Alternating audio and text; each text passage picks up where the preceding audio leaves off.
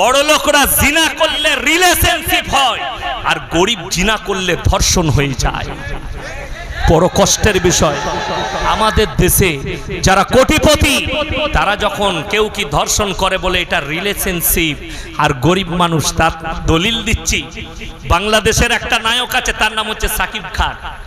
তার সঙ্গে যেই ফিল্ম করে একটা করে বাচ্চা গিফট দেয়, ঠিক কিনা? আর একটা জায়েজ বউকে নিয়ে, নিজের বিবিকে, বিয়ে করা বিবিকে নিয়ে, আল্লামা মামুনুল হক বলে একটা বক্তা কোন জায়গায় হোটেলে ছিল, বিবিকে নিয়ে জলসা করতে গিয়ে পুলিশে এসে তাকে বাংলাদেশের প্রশাসন বলছে প্রমাণ দাও এটা তোমার বউ কিনা। এই বিয়ে করেছে, নিকাহ করেছে, একে প্রমাণ চাই, আর যার সঙ্গে ফিল্ম করলে ছেলে দিয়ে দিলে তাকে প্রমাণ লাগে না। এটা বড় দুঃখের বিষয়, কষ্টের বিষয়। তার মানে কি, বড় লোকরা জিনা করলে এটাকে নাম দিয়েছে রিলেশনশিপ। বড় লোকরা কাজ করলে, একটা গরিব মানুষ যদি একটা রাস্তার কুকুরকে চেন দিয়ে বেঁধে কুকুর পালে, তো বলে শালা কিছুই জানে না, হাদিস কুরআন কুকুর পালছে। আর কলকাতায় নামাজ পড়ে হাজী সাহেব বাড়িতে 1 লাখ টাকার কুকুর পেলেছে। বড় লোকরা পাললে দোষ নাই, গরিবরা পাললে দোষ। কষ্ট তো এইটাই। মুসলমান একটা ছাগল বোম্বাইয়ে ফ্ল্যাটে নিয়ে গিয়ে পাললে দোষ, কিন্তু একটা অমুসলিম ভাই, একটা খ্রিস্টান কুকুর নিয়ে গিয়ে পালছে। বড় লোকদের বউরা তো আর স্বামীর সাথে শোয় না, কুকুরের সাথে শোয়। কলকাতায় খোঁজ নিলে পাবেন। আমাদিকে বলে এরা বিবিকে ভালোবাসে না। মুসলমান আপনি বিবিকে উপর। আমি সেদিনে বক্তব্য দেখলাম আমাদের দেশের প্রধানমন্ত্রী, যে আমি রেসপেক্ট করি, সম্মান করি, মোদিজির জন্য দোয়া করি আল্লাহ হিদায়েত দে, কিন্তু দুঃখ লাগলো কি জানেন? মোদিজি বললে কি मुसलमान के ऊपर, औरत के ऊपर मुसलमान लोग बड़ा जुल्म करता है। क्यों? इन लोग को तलाक दे के भगा देते हैं मुसलमान। तो इसके ऊपर मेरा बड़ा दुख है। मोदी जी, मैं क्षमा चाहता हूं आपसे, जरा ये बता दीजिए आपका बीबी कहां पर है? ये तो देश के लोगों को बताइए। हमारे देश के जितने भी मीडिया वाले हो, मैं उनसे पूछना चाहता हूं, हमारे बीबी के साथ हम खराब सलूक करते हैं ये तो तुम कहती हो, लेकिन एक मर्तबा देश के प्राइम मिनिस्टर साहब को जरा पूछ लीजिए, सर आपका बीबी कहां पर है? ये पूछ लीजिए। हम तो सम्मान करते हैं, हमारे देश के प्राइम मिनिस्टर साहब है, हम भी सम्मान भी करते हैं, उनका कुर्सी को भी सम्मान करते हैं, लेकिन अगर हमारे दिल में ठोस पहुंच जाए। आसामेर मुख्यमंत्री बोलें इसके ऊपर आईन लागू करनी चाहिए। मुसलमान 4-4 बीबियां रखते हैं। मुसलमान আপনার কটা বউ? একটাই। এখানে যতজন আছে কটা বাবাজি? একটা নিয়ে ঝামেলা শেষ নাই। কি বুঝলেন? আমাদের দাদুরা কি বলে জানেন? বে দিল্লি কা লাড্ডু जो खाएगा वो भी पछताएगा, जो ना खाएगा वो भी पछताएगा। কি বুঝলেন? দিল্লি কা লাড্ডু जो खाएगा वो भी पछताएगा, जो ना खाएगा वो भी पछताएगा। একটা বউ নেই তো ঝামেলা শেষ নাই, 4টা বউ। 4টা বউ শুনেলেন ইসলামে জায়েজ করার দেওয়া হয়েছে, তার সময় পরিস্থিতি পরিপ্রেক্ষিতে। আপনি জানেন গোটা পৃথিবীর বায়োডাটা আমার আল্লাহ জানেন না? জানেন না? তাড়াতাড়ি বলুন। আগে ভবিষ্যৎ, আগামীতে কি হবে এটা আমার আল্লাহ জানেন, পৃথিবীর কেউ জানেন না। আমার আল্লাহ জানেন কি হবে। গোটা পৃথিবীর বায়োডাটাকে আল্লাহ কোরআনের মধ্যে ভরে দিয়েছে। শুনে রেখে দেন, আল্লাহর কসম করে বলছি, বেঈমান কাফের দিকে চ্যালেঞ্জ দিয়ে বলছি, কিয়ামত পর্যন্ত যতগুলো বড় বড় পাপ আনবে তোমরা আনো, প্রত্যেকটা পাপের সাজেশন আমার আল্লাহ কোরআনে দিয়েছে। জোরে বলুন সুবহানাল্লাহ। প্রত্যেকটা পাপের সাজেশন। ইয়াসিন মরে যাবে, আমার মতো 100টা মৌলবীকে আল্লাহ দাঁড় করাবে এই কোরআন আর ব্যাখ্যা বিশ্লেষণ আর এই পাপগুলোকে রুখে দাঁড়াবার জন্য, পাপগুলোকে অ্যাটাক করার জন্য, পাপগুলোকে রুখে দেওয়ার জন্য। ঠিক উলামারা দাঁড়াবে, একের পর এক দাঁড়াবে, আল্লাহ দাঁড় করাবে। যারা চাইছে পাপেতে সমাজকে ভরিয়ে দেব, তোমরা শুনে নাও, কোরআন আছে অ্যাটাক করার জন্য। যেমন বলে দিই, আমাদের দেশে যদি কারোর বাচ্চা না হয়, ডাক্তাররা পরামর্শ দিচ্ছে টেস্ট টিউব, সেটা হচ্ছে মেশিনের বাচ্চা। যদি উলামা দিকে, মৌলবী দিকে জিজ্ঞেস করেন, আমাদের কাছে ফতোয়া নেন, ওই বাচ্চাটা না জায়েজ বাচ্চা, ওই বাচ্চাটা হারাম বাচ্চা শরীয়ত সম্মত। যারা মেশিনের বাচ্চার উপরে আকৃষ্ট হন, ওই বাচ্চাটা আপনার আওলাদ হতে পারেন, ওটা হারাম বাচ্চা হবে। লেখেলেন। শুধু তাই নয়, পার্লামেন্টে পাস হয়ে গেছে, রাজ্যসভায় পাস হয়ে গেছে, নবান্ন থেকে সার্কুলার দিয়ে দেওয়া হয়েছে। এরপর থেকে এই ভারতের সংবিধানে, ভারতের মাটিতে প্রত্যেকটা মেয়ে পেট ভাড়া নিতে পারে, পেট ভাড়া দিতে পারে। জোরে বলুন নাউজুবিল্লাহ। আমার নবীজি সাল্লাল্লাহু আলাইহি সাল্লাম 1500 বছর আগে সাবধান করে গেলেন, এমন একটা দিন আসবে বাঁদির পেটে মালিক পয়দা হবে। সরকার রায় দিয়েছে, যারা গরিব মানুষ, যাদের পয়সা নেই, একটা বড় লোক তার বিবিকে স্মার্ট রাখার জন্য, বিবির শরীর সুস্থ রাখার জন্য, বিবির শরীরকে স্মার্ট রাখার জন্য বাঁদির পেটে বাচ্চা নেবে। আমি নাম করব না, আমাদের দেশের একজন নামি দামি আর্টিস্ট, তার একটা সন্তান হয়েছে, বাঁদির পেটে হয়েছে, তার স্ত্রীর পেটে নয়। তার নাম আমি উচ্চারণ করব না, কালকেই আমাকে থানায় ডাক পড়বে, না হলে আমার নামে কেস দরজ হবে। আমি নাম করব না, খুঁজে বার করবেন, যে চিন্তা করবেন আর্টিস্টটা কোনো অমুসলিম নয়, সে নিজেকে মুসলিম বলে দাবি করে, তার সন্তান মায়ের পেটে হয়নি, বাঁদির পেটে হয়েছে। কয়েক লক্ষ টাকা, 20 লক্ষ টাকা দিয়ে সেই বাঁদির পেটকে কিনা হয়েছে। ওই বাচ্চাটা হারাম বাচ্চা, ওই বাচ্চা নাজায়েজ বাচ্চা, ওই বাচ্চা শরীয়ত সম্মত হারাম।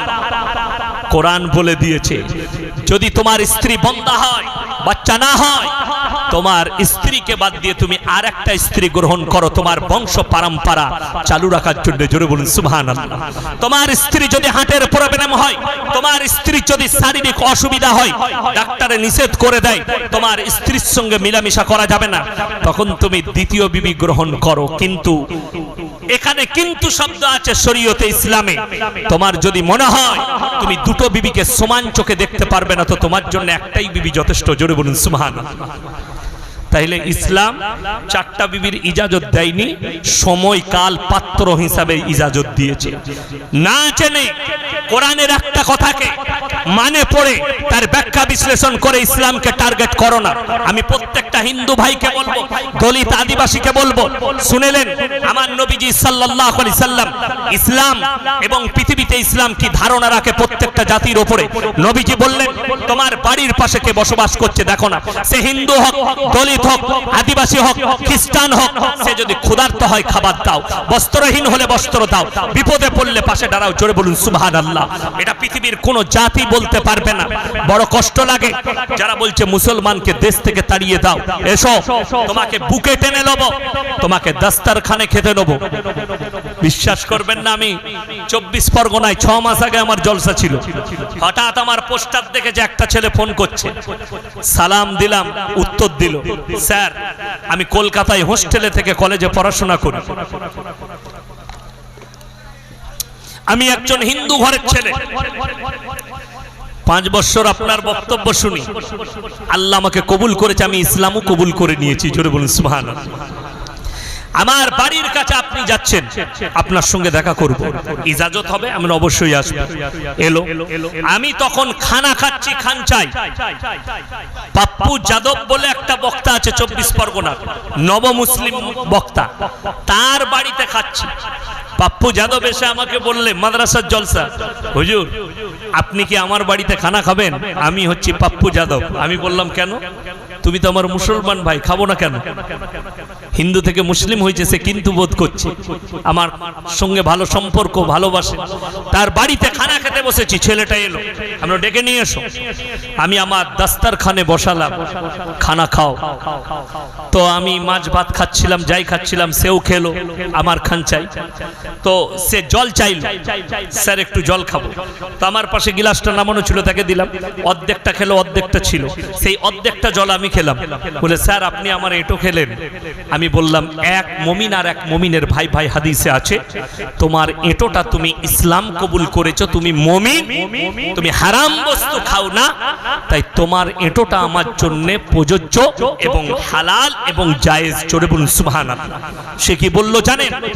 আল্লাহর কসম, আমার ইসলাম কবুল করা সার্থক হয়েছে। আজকে বুঝতে পারছি আপনাদের আখলাক আর চরিত্র যদি এত ভালো হয়, আপনাদের মন যদি এত পরিষ্কার হয়, আল্লাহর হাবিব সাল্লাল্লাহু আলাইহি সাল্লাম কত সুন্দর ছিলেন, জোরে বলুন সুবহানাল্লাহ। নবীজির আখলাক চরিত্র শুনেলেন। আমি প্রত্যেকটা মুসলমান ভাইকে বলে যাব, আমি বয়ান করছিলাম কিসের?